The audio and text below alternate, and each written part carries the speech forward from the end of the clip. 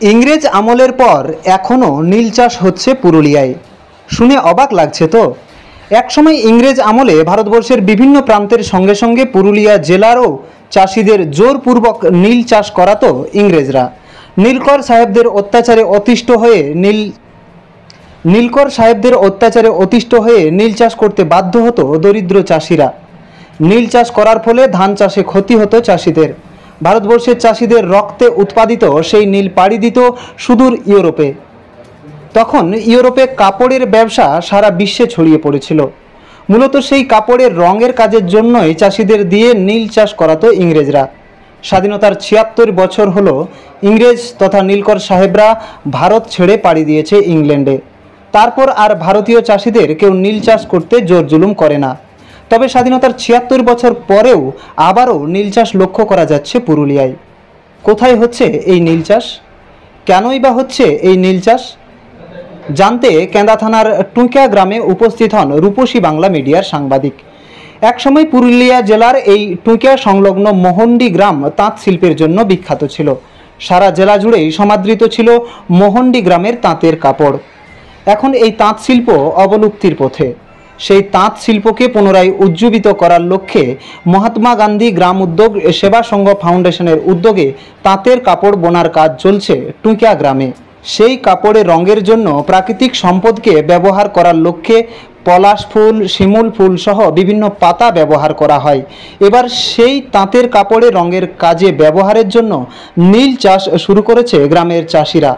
তাঁত শিল্পকে বাঁচিয়ে রাখতে এবং এলাকার অর্থনীতিকে শক্তিশালী করার লক্ষ্যেই এই উদ্যোগ বলে জানা যায়।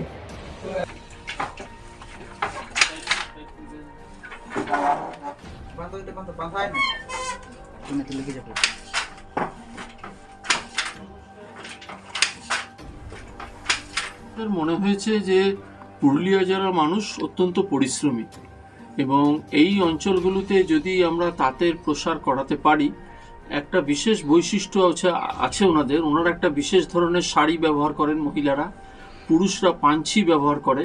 তো এই উৎপাদনগুলো যদি এখানে করানো যায় তাহলে স্থানীয় ভিত্তিক রোজগারটা বাড়বে। এবং আমাদের এই বারবারই এই কোভিডের সময় আমরা কলকাতায় বসে দেখছিলাম লক্ষ লক্ষ মানুষ আমাদের পূর্ব ভারতের, বিশেষ করে এই জঙ্গলমহল অঞ্চলের এই পুরুলিয়ার, তারা বাইরের রাজ্যে কাজ করতে গিয়েছিলেন। অসম্ভব কষ্ট করে তারা ফিরেছেন, অনেকে ফিরতে পারেননি, অনেকে দুর্ঘটনায় মারা গেছেন। তখন থেকেই আমরা বারবার ভাবছিলাম স্থানীয় সম্পদকে ব্যবহার করে কিভাবে এখানে কাজ করা যেতে পারে। তো সেখানে স্থানীয় সম্পদ বলতে আমরা দেখলাম এখানে তসর চাষ হতো, কারণ এখানে প্রচুর অর্জুন গাছ ছিল। তাহলে তসর যদি চাষটা আবার শুরু করানো যায়। দ্বিতীয়ত এখানে একসময় নীল চাষ হতো, তাহলে সুতোটাতে যদি নীল রং করা যায় তাহলে যে ভ্যালু অ্যাডিশনটা হবে তাতে এরা মজুরিটা এদের বাড়বে, রোজগারটা বাড়বে। বাইরের রাজ্যে চলে যাচ্ছে তো রোজগারের জন্য, অন্য তো কোনো কারণে না। এত কষ্ট করে ছেলেগুলো বাইরে এমনি এমনি থাকতে চায় না। তো সেইখান থেকে আমরা শুরু করলাম তাঁতের ট্রেনিং দেওয়া। এবং বলতে কোনো অসুবিধা নেই, আজকে ওরা পিছনে দাঁড়িয়ে রয়েছে সেখানে, যে অসম্ভব কষ্ট করে আমরাও ভাবতে পারিনি এত কষ্ট হবে। নির্মলবাবু সঠিক কথাই বলেছেন যে একটা সময় আমি তো অন্তত হাল ছেড়ে দিচ্ছিলাম। আমার স্ত্রী খুব করে চাইছিলেন না আমাদের জেলাতে হোক, ওনার নিজের জেলা পুরুলিয়া। রুবি বারবার করে বলছিল না চেষ্টা করে যেতে হবে, কিন্তু একটা সময় আমার মনে হচ্ছিল আর পারা যাবে না তাঁত শেখানো, কারণ অসম্ভব গরম, সুতো ছিঁড়ে যাচ্ছে, মেয়েরা দুপুরবেলা ছাড়া সময় পাচ্ছে না, দুপুরবেলা তাঁত বোনানো যাচ্ছে না, ঘরটা অত্যন্ত গরম হয়ে থাকছে, মাটির ঘর ধ্বংস হয়ে গেছে। তো এত রকম বাধা, এবং এরা তাঁত দেখেনি আগে কোনো দিন, ফলে তাঁতের যে অঙ্ক, এই অঙ্কটা শেখানো আমাদের খুব মুশকিল হয়ে পড়ছিল। মানে আজকে তো প্রায় ১.৫ বছর পর আপনারা একটা খুব ভালো জায়গায় দেখছেন যে ওরা তাঁতটা বুনছে, কাপড়টা বানিয়েছে, কিন্তু এই কাপড় বানানোর ক্ষেত্রে টানা বানার যে অঙ্ক, এটা ওদের জীবনের থেকে অনেক দ্রুতগতির একটা অঙ্ক, অনেক ধীরে ধীরে ওরা কাজ করে। তো সেইটা করতে পেরেছে ওরা। এবং তার ক্ষেত্রে বলবো গত বছর এইরকমই আগস্ট মাসে ৫-৬ আগস্ট ওরা প্রথম ওদের কাপড়, সে কাপড়ে অনেক ছেঁড়া ফাটা ছিল, রং ঠিক মতো ছিল না, প্রায় সাদা কাপড়, সেইগুলো নিয়ে কলকাতায় জ্যোতিষ রায় কলেজে এরা গিয়েছিল ৫ জন। সেইখানে কাপড়গুলো মানুষ খুব উৎসাহ ভরে নেয়। এই যে আদিবাসীদের উৎপাদনকে মানুষ এইরকম সম্মানের সাথে, ভালোবাসার সাথে, ভালো দাম দিয়ে নিল, এটা ওদের মনে একটা পরিবর্তন। এইখান থেকে আপনারা নীল চাষটা কিভাবে নিয়ে এলেন?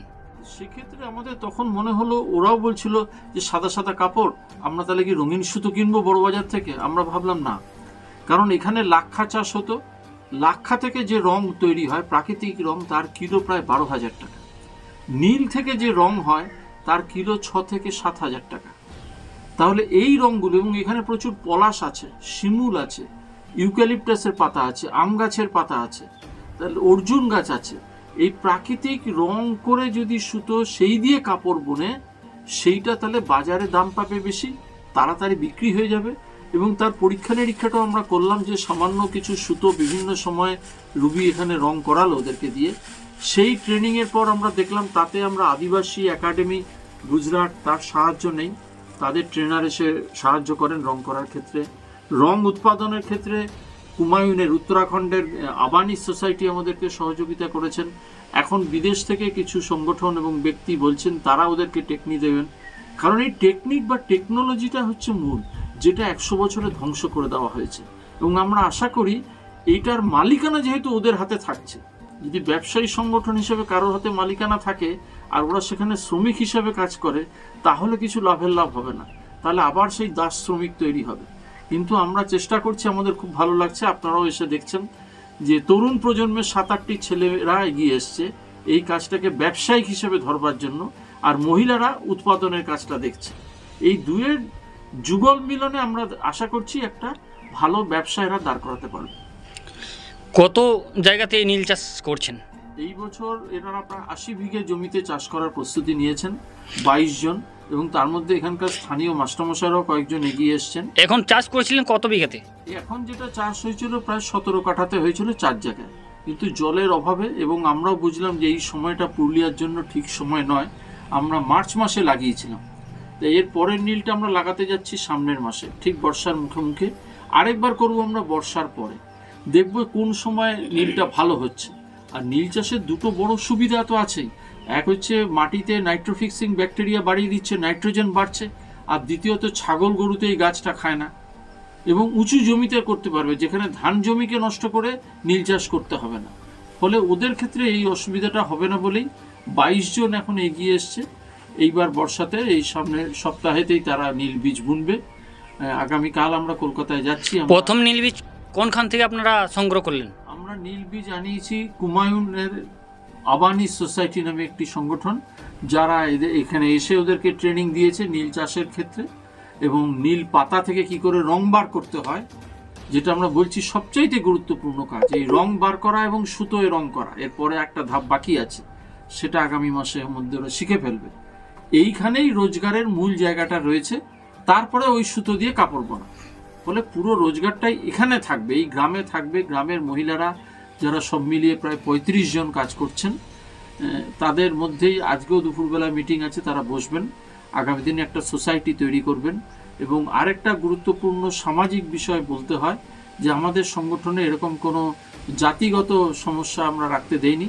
আমরা সমস্ত ধরনের, সে ওবিসির লোকজন হোক, তাঁতিপাড়ার লোকজন হোক, সাঁওতাল হোক, আমরা এটা কোনো বিষয় মনে করছি না। ভালো করে যে কাজ শিখবে সেই এই সোসাইটিতে থাকতে পারবে।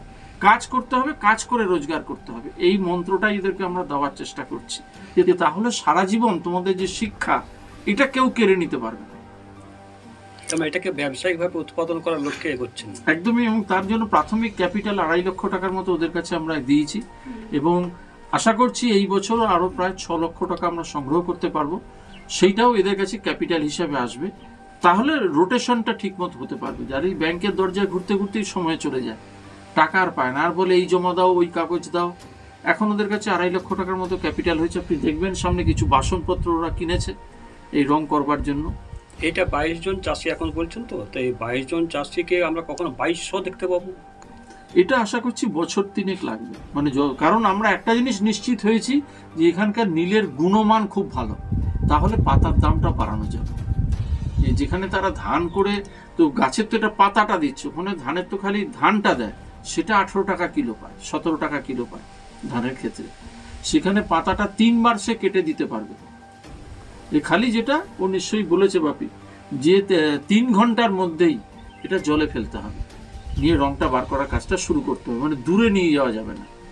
নীল। তার মানে এক কথা বলতে চাইছেন নীল চাষের মাধ্যমে একটা আন্দোলন এটা পর্যায়ে নিয়ে যাবেন। একদমই তাই, যেতে প্রকৃতি বান্ধব জিনিসটা হবে। যে আমরা কেমিক্যাল রং ব্যবহার করছি তার জলটা পুকুর নদীকে বিষাক্ত করে দিচ্ছে। বিশেষ করে দক্ষিণ ভারতে ইতিমধ্যেই কেরল সরকার বহু জায়গাতে ব্যবস্থা নিতে বাধ্য হয়েছেন, কারণ ওই সস্তার যে গেঞ্জি টি শার্ট সবাই পরি, এগুলো মূলত ত্রিপুর থেকে আসছে। 100 টাকা দামে যেগুলো বাজারে বিক্রি হয়, ওই কেমিক্যাল রং ত্রিপুরকে শেষ করে দিচ্ছে। ইতিমধ্যে জয়পুর শেষ হয়ে গেছে, কচ্ছ শেষ হয়ে গেছে। আমরা তাই চাইছি প্রাকৃতিক রং। আর এখানে প্রচুর পলাশ আছে, কিছুটা সময় পলাশ থেকে রং হবে, কিছুটা সময় শিমুল থেকে হবে, কিছুটা সময় নীল থেকে হবে, কিছুটা সময় লাক্ষা থেকে হবে। ফলে 12 মাসই স্থানীয় রং উৎপাদনের ব্যবসাটা এরা করতে পারবে। জৈব রঙের একটা মেলা করবেন বলছে, সেটা আমরা ডিসেম্বর বা জানুয়ারি মাসে করব। পৃথিবীর অন্যান্য দেশে, বিশেষ করে ইউরোপের লোকেরা এই ব্যাপারে খুব উৎসাহী, কারণ তারা জানেন, এবং ভারত এবং গুয়েতেমালা এখানে এই নিয়ে প্রচুর পরীক্ষা নিরীক্ষা হয়েছে। তারা ওই সময়টা আসবেন, হয় ডিসেম্বর অথবা জানুয়ারি মাসে, ওই আমাদের পৌষ পার্বণের পর, যখন এদের ফসল কাটা হয়ে যাবে, তারপর এই মেলাটা করার আমরা ইচ্ছা রয়েছে। আপনার নাম? অরূপ রক্ষিত। আমাদের সংস্থার নাম মহাত্মা গান্ধী গ্রামোদ্যোগ সেবা সংস্থান ফাউন্ডেশন, তার আমি একজন কর্মী। কেন্দ্রা থেকে দীপু পরামানিকের রিপোর্ট, রূপসী বাংলা মিডিয়া।